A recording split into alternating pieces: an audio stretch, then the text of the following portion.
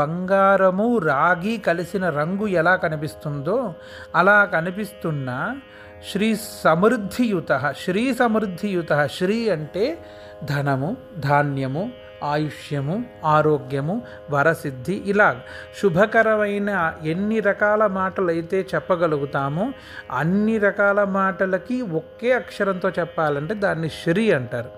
అటువంటి శ్రీ సమృద్ధియుత, సమృద్ధిగా ఉన్నవాడు అని అర్థం.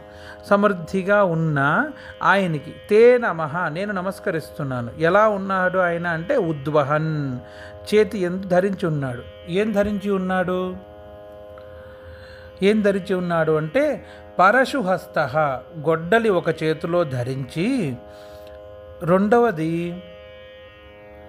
ఇక్షుదండ, ఇక్షుదండాన్ని ఒక చేతిలో పెట్టుకుని, ఇంకొక దాంట్లో తిలమోదకై, నువ్వులతో కూడిన మోదకములను ఒక చేతిలో ఉంచుకుని, పక్వచూత ఫలం అంటే పండిన మామిడి పండు, మంచిగా పండిన మామిడి పండు ఉన్న తీయదనం వేరే దేనికి రాదు.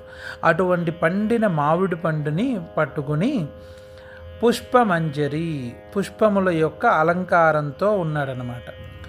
ఈ పుష్పమంజరి అంటే పుష్పగుచ్చము అని అర్థం. పుష్పము అంటే ఒక్కొక్క పుష్పానికి ఒక్కొక్క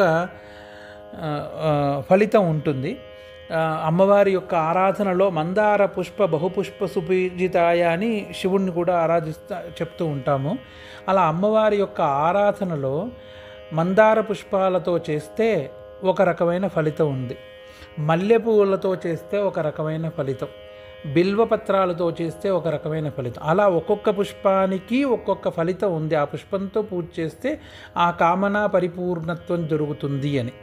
అటువంటి కామనా పరిపూర్ణత్వం దొరకడంతో పాటు విశేషమైన పక్వచూత ఫలాన్ని ఆయన చేతిలో పట్టుకుని ఉన్నారట. పక్వచూత ఫలము అంటే పూర్తిగా పండిన మామిడి పండు. పూర్తిగా పండే మామిడి పండు మనం అంతా ఏం చేస్తాం? మామూలుగా మామిడికాయలో కొంతగా పండి ఉన్న దాన్నో తీసుకొచ్చి ఇంట్లో మగ్గ పెట్టి పండించి అప్పుడు తింటాం. అదే నేను ఇందాక చెప్పింది. వరాన్ని అనుభవించడానికి మనకి తెలియదు.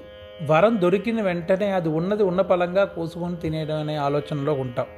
కానీ దాన్ని ఈ సిద్ధ గణపతి ఏంటంటే ఆయన అనుగ్రహంతో దాన్ని పరిపక్వత చెందించి ఆ పూర్ణ ఫలితాన్ని అందజేస్తాను అని అర్థం అన్నమాట. అదే ఓం గం సిద్ధ గణపతయే నమః.